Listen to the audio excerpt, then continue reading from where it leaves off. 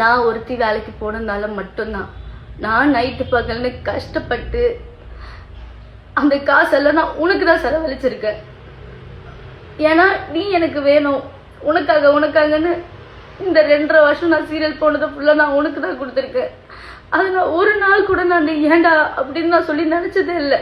நான் உனக்கு அவ்வளோ உண்மையாக இருந்தேன். அதுவும் போனதுக்கு அப்புறமா தான் இந்த மாதிரி கேஸ் இருக்குன்னு சொல்லி சொன்னேன். சரி ஓகே, ஃப்யூச்சரில் அது நமக்கு பிரச்சனை இருக்கக்கூடாதுன்னு நான் தான் அந்த கேஸை வந்துட்டு திருப்பி இது பண்ணி சரி பண்ணணும்னு சொல்லி அந்த கேஸ்க்காக எவ்வளோ கடன் வாங்கி எவ்வளோ கொடுத்துருப்பேன். இப்போ வரைக்கும் நான் அந்த கடனை கட்டிக்கிட்டு இருக்கேன்டா. ஆனால் அசால்ட்டாக நீ வந்து பேசிட்டு போற, எனக்கு புரிய மாட்டேங்குது. நீ என்ன தைரியத்துலடா சுத்திக்கிட்டு இருக்க? கொஞ்சம் கூட ஒரு கில்ட் ஃபீல் இல்லை, ஒரு போயிட்டோன்ற வருத்தம் இல்லை. எனக்கு மட்டும் நீ நேரில் கிடச்சேன்னு வச்சுக்கோ. இல்லை பெரியவா மாதிரி பேசுகிறல்ல, கோர்ட்டில் பார்த்துட்டு நீ கோர்ட்டுக்கு வரியா?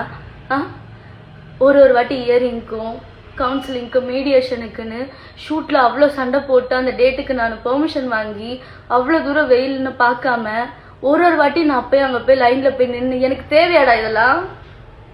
உன்னை லவ் பண்ணுற ஒரு காரணத்துக்காக இப்போ வரைக்கும் கஷ்டப்பட்டுக்கிட்டு இருக்கேன்டா நான். எனக்கு சுத்தமாக நிம்மதி நோலை கிடையவே மாட்டேங்குதான்.